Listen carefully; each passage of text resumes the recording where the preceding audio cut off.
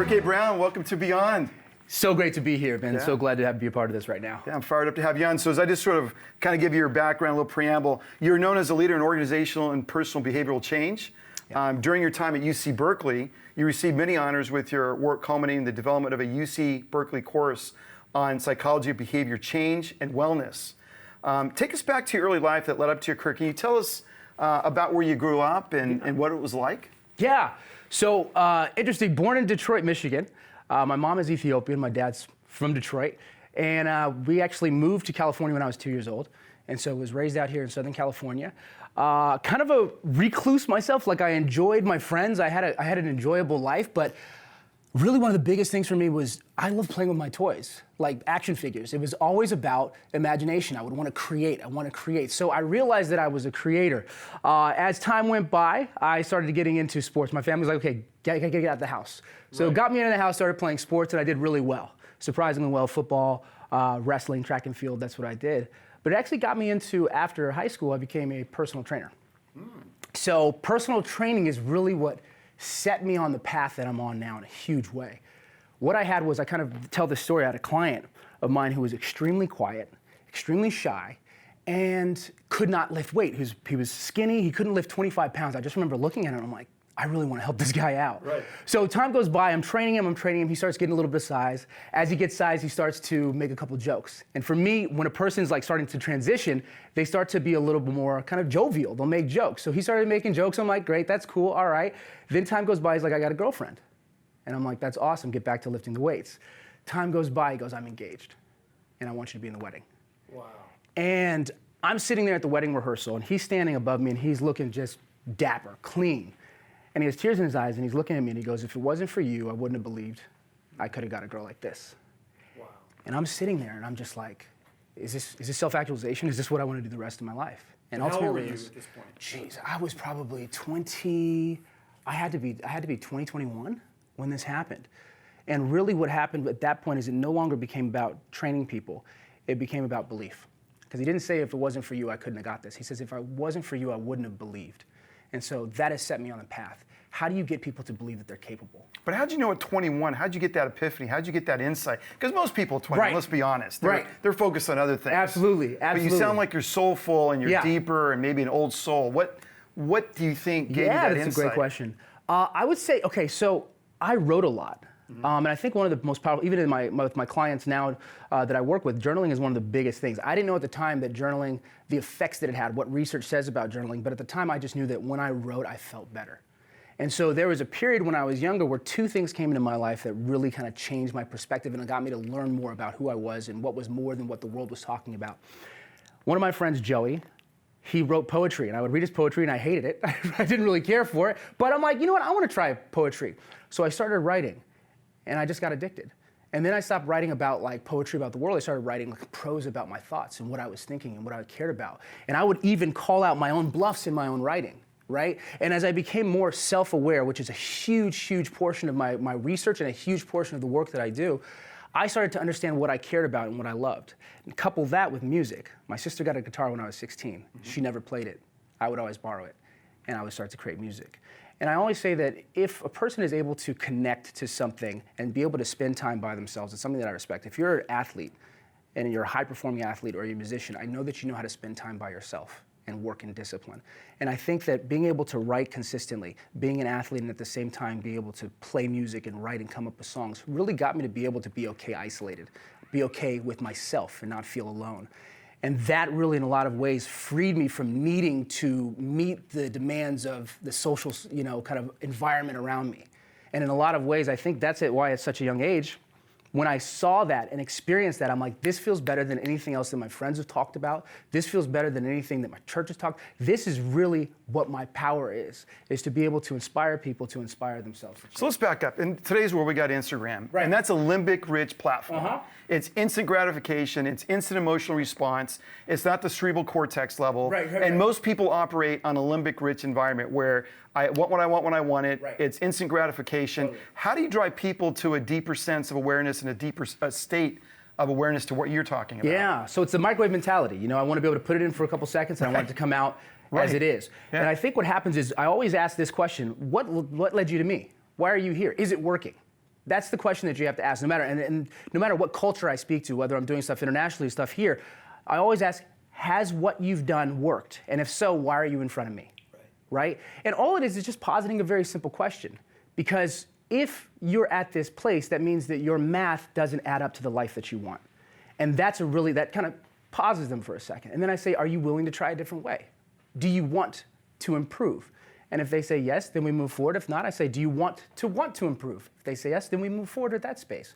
But sometimes people just have to kind of realize that if I play all these games of this microwave mentality of wanting to only satisfy my limbic needs, I find myself more unhappy, more empty, more alone, and finding and seeking those type of people that are the same way are isolating. Right. And going deeper into that space. Right, that's powerful. So let's take a step back and share with the audience, what is it you do for a living? We've sort of been dancing around a little bit. Right. What is it you do for a living? So I am actually a behavior change specialist. And what I do is I just help people change the behaviors in ways that empower them to live the lives that they want. The way that I do that is pretty much deconstructing the self-sabotaging thoughts that they have in their minds. Most of the issues that we have in our life is in our minds. It's not so much the thing that happens, but our thought about the thing, right? And so we help people deconstruct the false stories, and then once they've deconstructed it, they feel free, but the truth is they're not really free because they haven't clarified what they truly want. Most people place their ladder on the wrong building of success.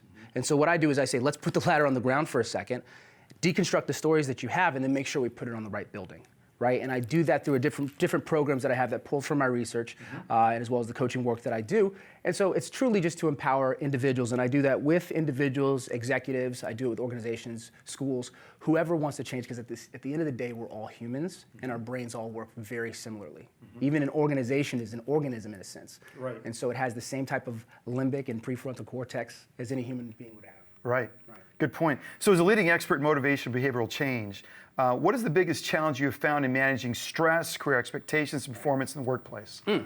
So I would say for when working with clients, working with people, again, it goes back to what I said about your thoughts. The way you think determines everything in so many different ways. And this is something that, my father instilled in me when I was younger. It's like, God thought the world into existence, and then as time goes by, we have the same ability, but it takes us a little bit longer. And so the power of thought, Magic of Thinking Big, Think and Grow Rich, all these type of books, they talk about your thoughts are so important. But ultimately what happens is when people are dealing with, let's say they have a boss that micromanages them, or a boss who thinks that their employees are disengaged, it's the thought about the situation that is more heavy. The stress is what you think about. So I say, this is the issue, this is the situation. But what happens is we revolve it with our past experiences of such things.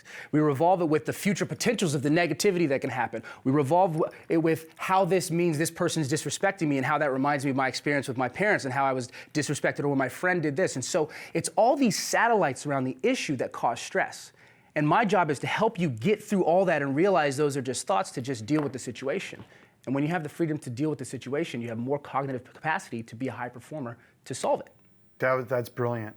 Well stated. So I've come from both big companies and startups. I'm in medical device startups. And medical device startups have a little different level of pressure because you have venture-backed money, you have tighter timelines, you don't have billions in the bank to make mistakes. Right. You got to get it right. So in your experience, from an organizational standpoint, how are the challenges organizationally different from a startup to a Fortune 500 company? Right, absolutely.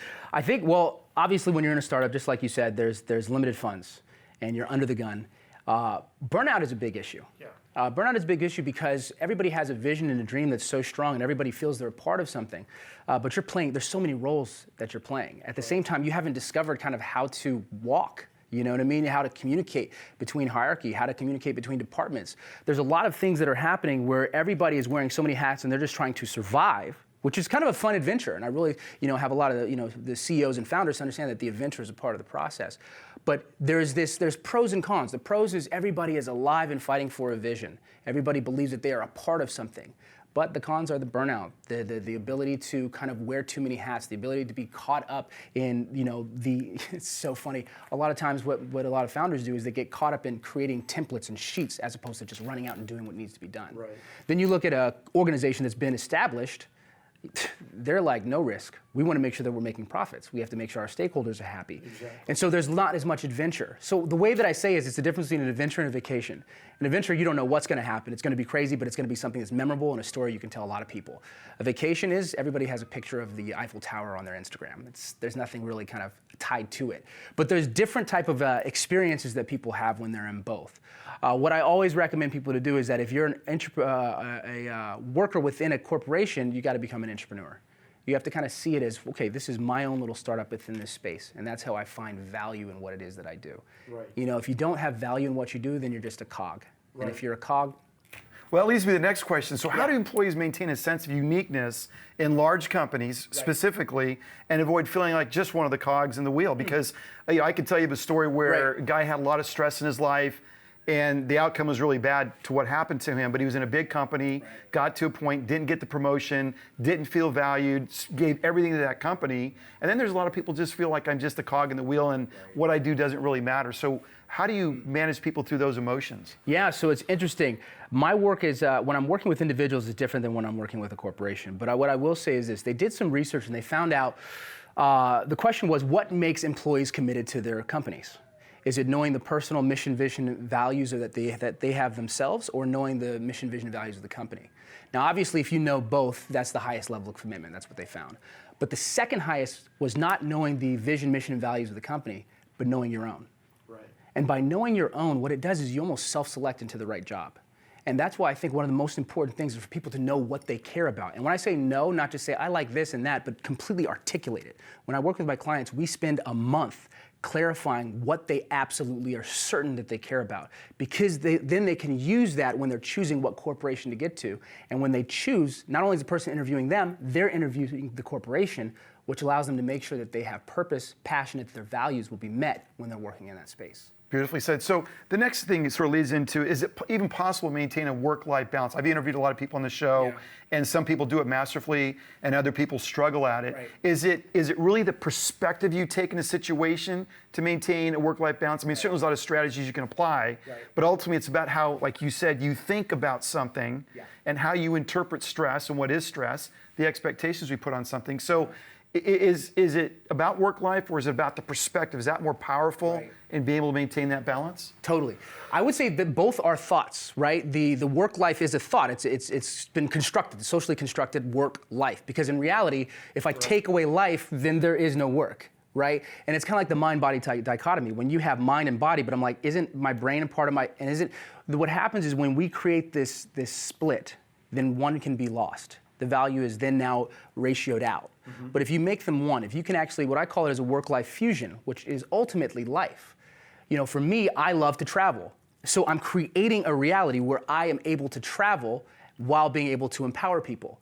I must do that because I'm not going to be stuck in a corner office, but I'm not going to just waste my life having fun all the time. Right. So it's being able to understand that there is a way that if you truly step back and you find out what is my work-life fusion. It was one of the biggest issues when I was a personal trainer. People were like, as soon as life gets tough, they let go of their health. But their health is their life.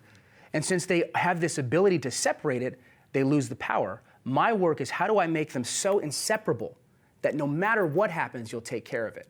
If you're running late to work, I mean, you're absolutely late and you don't want to get fired. You have two options. You can run naked and get there on time, or you can put your clothes on and be late. Most people are going to put their clothes on, and I ask why. They go, because I have to put my clothes on. It's the same thing with your body. I have to take care of my body. I can't afford, a coach right now. I have to fix my mind. Because what is my life if I don't have my mind? Right. When you create that connection, then you find the fusion. Right. And it's no longer a balance. That's beautifully said. So what advice would you give to employees that feel utterly helpless right now, and they feel like their best days are behind them? And I've met people in their 20s and 30s that think that way. Right. So what advice would you give those people? Yeah. I love this quote. The best time to plant a tree was 20 years ago. The second best time is now. And so that goes back to perspective. The ability to be able to understand that you can create whatever world you want to create right now is so empowering. But the first thing you have to do before you get to the place where you're looking on and seeing Gary Vaynerchuk and Tony Robbins and all these people that are taking over the world and then comparing yourself, that's why you feel like your life is not where it should be, right? But the truth is that if you put yourself in a position to where you say, this is my life as it is, and no matter what happens, I'm going to make the best of it. I'm going to find a way to become happier.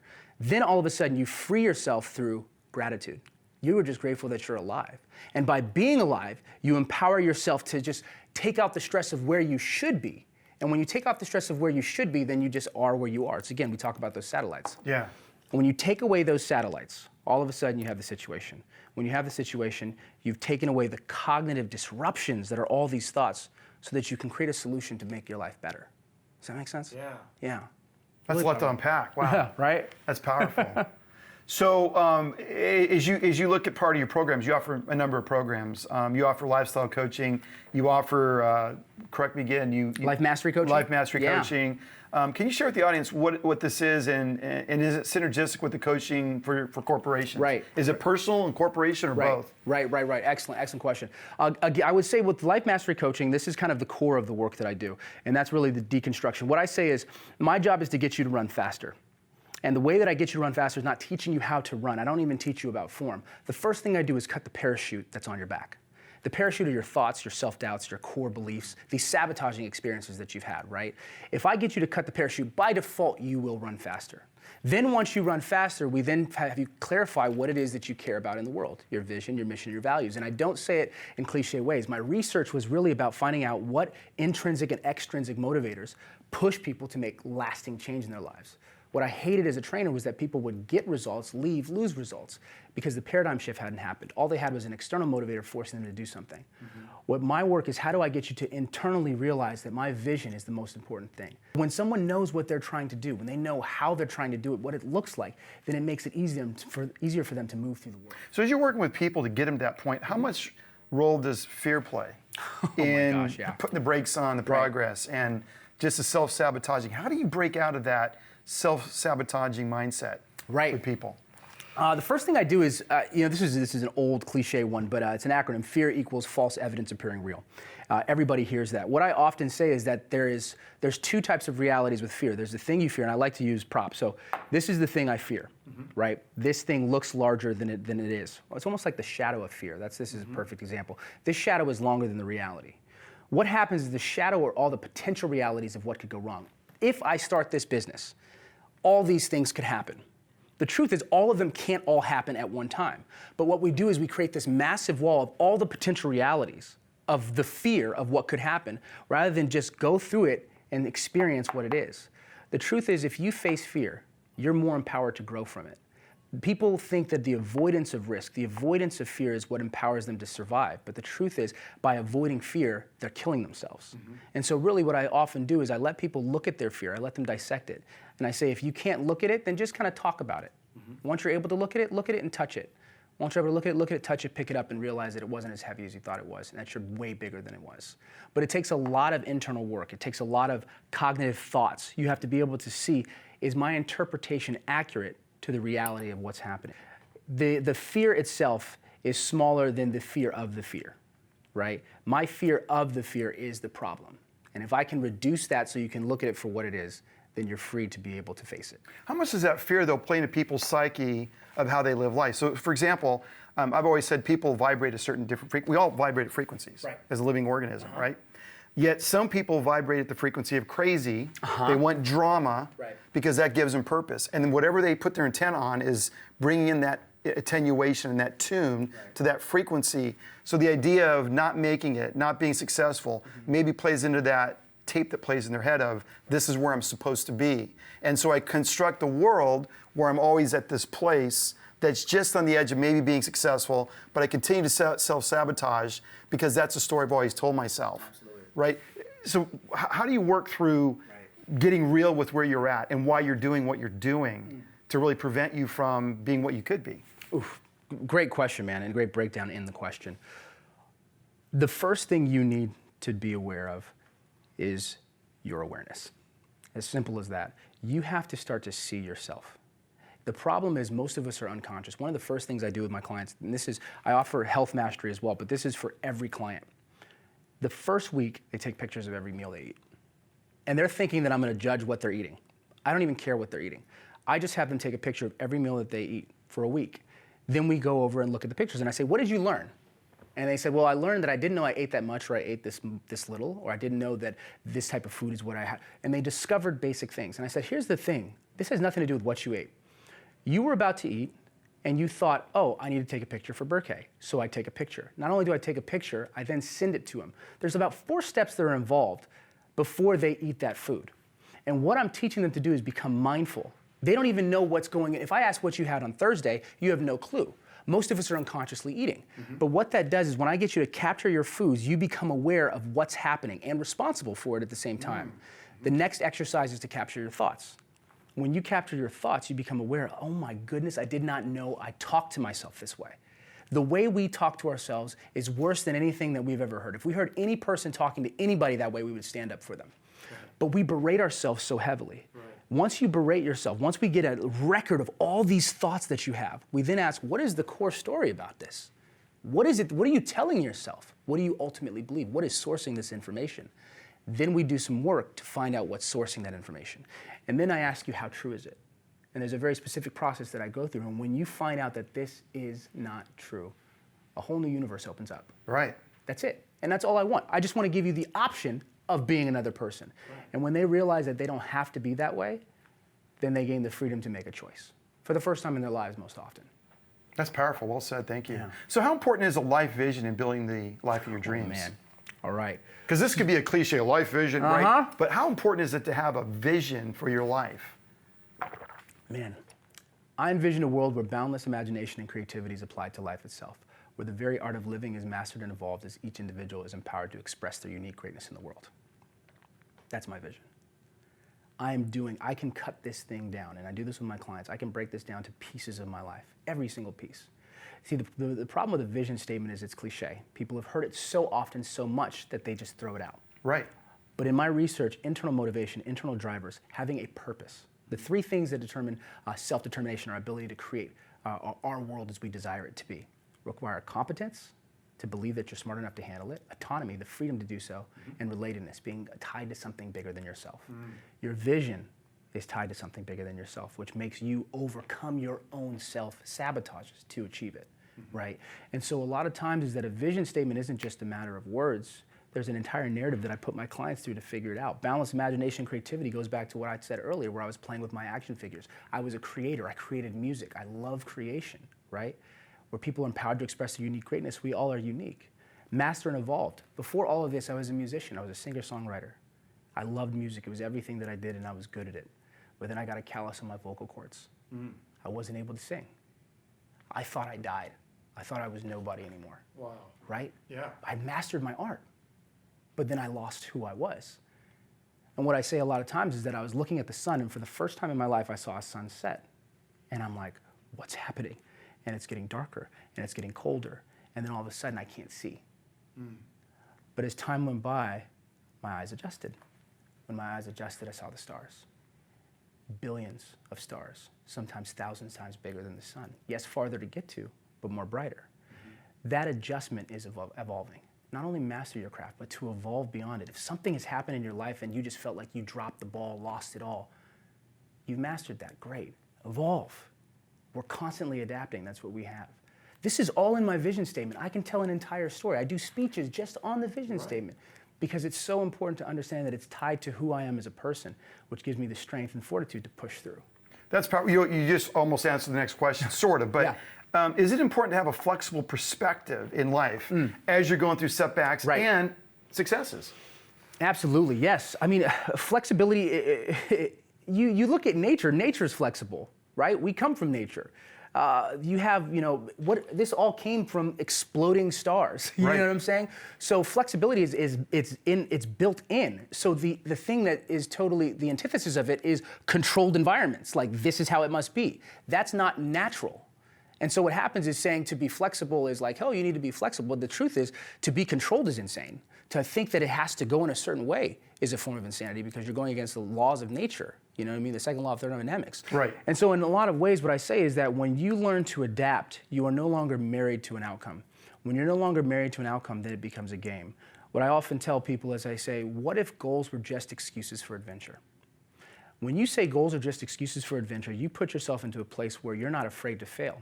You're excited for the adventure. All I have with my goals, even my goals today, I know that they're adjustable and movable. I know that I will course correct. I know that life will switch it up. But it gives me enough impetus to move. And that's what we're supposed to do on the planet. move, exist, go. There's so much beauty around us, right? And if there's not beauty out here that you can see, you can make beauty here. Right. This is your adventure. Right. Right? And so by being able to expand and not just reach that linear goal, you all of a sudden drink in more life within your time. I say my goal in life is to live 100 lives. But that also includes like 99 deaths. Right. And you understand and honor that power because you get to exist fully. That's deep. Well, I'm glad in a way that the music side didn't work out because I wouldn't have meant this version of you. Right? No offense. No, it's true. No, because this is powerful. You're helping a lot of people. You have a very clear vision and a way of looking at the world that's uncluttering. Right. And I think a lot of people walk around with very cluttered minds because of what they're digesting, consuming mentally. Right? And if I consume a lot of junk mentally, I'm going to be where I'm at, just like your body. And I think they're all connected. Healthy food, what goes in your brain is really important. So let me switch gears here because you're an amazing person. You're soulful, you're deep. Your parents got to be so proud. And I believe your mom was from Ethiopia, if I'm not mistaken. And your dad was from Detroit. Yep. Who's that person that's had the most influence in your life? Yeah, it's such a tough question. I often say, who's most important? The person that plants the seed, the water, the sun. You know what I mean? It's such a difficult thing. My parents definitely are huge influences in my life. My dad for, vision. For getting me to read these books that opened my mind, psychocybernetics, and just kind of starting on that path. I took it and I went so far with it because I wanted to understand the research behind it. I didn't just want the motivational. I wanted to understand how does it work. But he started that in a lot of ways. My mother, love, in so many ways. She's the embodiment of love. And so there's a huge balance between those two. I say, and one of my values is family. And I can never love anybody more than I love my family. So my job is adoption. Right? To add people to my family because they get that insta love. And so because of that, my mother, she brought that kind of cohesiveness with our family and is so powerful. And I think the sun, that's the creator. And I think this ability to exist on this planet with the crap, which is just our interpretation of this experience. Right. It's beautiful. And I feel like in so many ways, through meditation, prayer, and all these different ways that I connect, it's so powerful to me. And it always reminds me that everything the world really has to offer, it fails in comparison to being connected. Right. You know what I mean? Right. And so I could list off a bunch of mentors as well. Travis Mayfield, who gave me books when I was younger to read and write reports. Dan Mulhern, who taught me about leading by two and the power of values. There's just so many people that I'm very, very grateful for in my life. I can't say one. Everybody's influential at different size. My intellect? My intellect. That I think this goes beyond me. You know what I mean? I can say it comes from my family, my heritage, my DNA, but I really think that this was kind of planned. You know what I mean? I have a story sometimes, it's really funny, where we're in heaven and these spirits are around and everybody's like, who wants to be Berké? He'll have this. There'll be moments where he doesn't know who God is and he'll be questioned and the spirits are like, what does that mean? And I was like, I'll do it, put me in. Yeah. So whatever came with that, and it was agreed on before I got here. Yeah, no, it's cool. Because you're very articulate, you're soulful, you're very bright, you're deep, and most people like to look at the surface of an issue, but to go deep is where the gold and the nuggets are. Yeah, you're really understanding. I really say cliche. I live in cliches, and my job is to open up a cliche and find the deep truth in it, right? Because cliches are powerful, but they're cliche, and so we throw the baby out with the bathwater. Right. And so to empower people to stop, and what I say is, if I can get you to stop and think, I've done my job. If I throw a rock over the ocean, it just keeps bouncing, right? Mm-hmm. And most of the world in consumerism and capitalism is these tires that keep that pebble shooting. Right. And all I want to do is just stop it. If it stops, natural gravity, your natural gravity will sink you into truth. Right, like that. So what is the most important lesson you've learned in life? Oh, is that a tough question?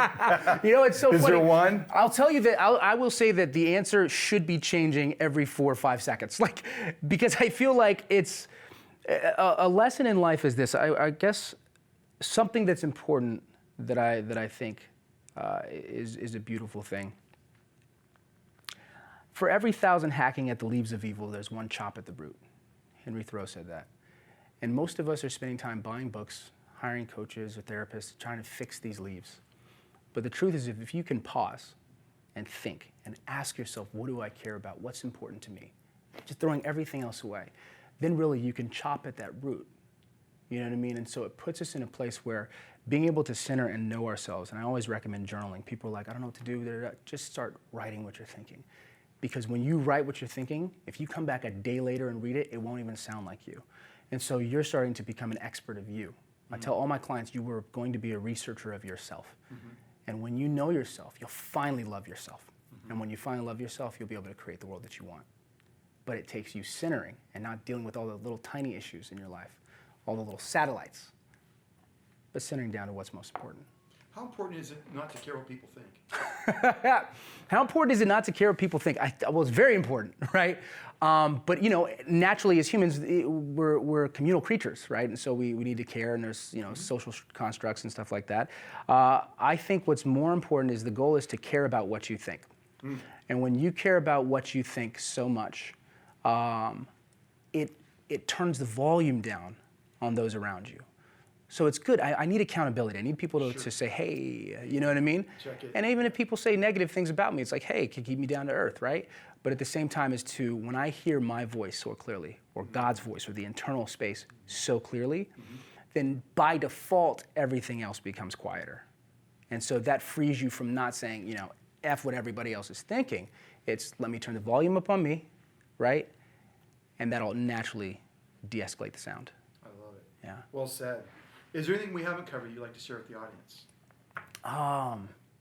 Well, just the work that I do in essence is pretty much life mastery. Like I said, life mastery coaching. I work with individuals, people that are trying to make shifts in their lives, trying to understand. A lot of times people are trying to, leave one job or start their own business, or should they stay, should they go? Kind of getting clarity on what they care about in life mastery and freeing them from the sabotaging thoughts. For business mastery, really what I do is I empower you to get clarity on who you are and then create that fingerprint in your business. I call it identity branding. You're branding from your identity. And that's what people really want on now. Authenticity is everything. And then health mastery. And that's where we do have personal trainers, because I'm still in the personal training. I love that exercise and the effect it has on all my clients. So all my clients have to do some type of physical activity because it just helps with the brain. But health mastery, we have trainers who train the clients, and then I do the mind work. And then also, obviously, corporate and speaking. Those I just love to do. Yeah, and check out his videos on YouTube. You're a great speaker. Thank you, man. I had a chance to look at some of the videos on the fitness. Yeah. You had groups out there in whatever parking lot, wherever it was. Right, they're working out, yeah. And they're working out. That was phenomenal. So where can the audience learn more about you or connect with you? Absolutely. BerkéBrown.com, BERKE Brown.com is really kind of where the essence of everything is. We're building out some new websites for the internal gym and everything like that. And iGym stands for the internal gym, which is your mind, right? And we're working out these things here because it fixes everything else. But yeah, there's a contact space. You can watch my video on vision. I think really is a nice way to kind of whet the palate so people kind of see what I'm about, what I care about, and you can reach out to me there as well. Fantastic. Berké, thanks so much for coming on. So good to be here, Ben. Thanks so much for having me. Yeah. All right, appreciate it.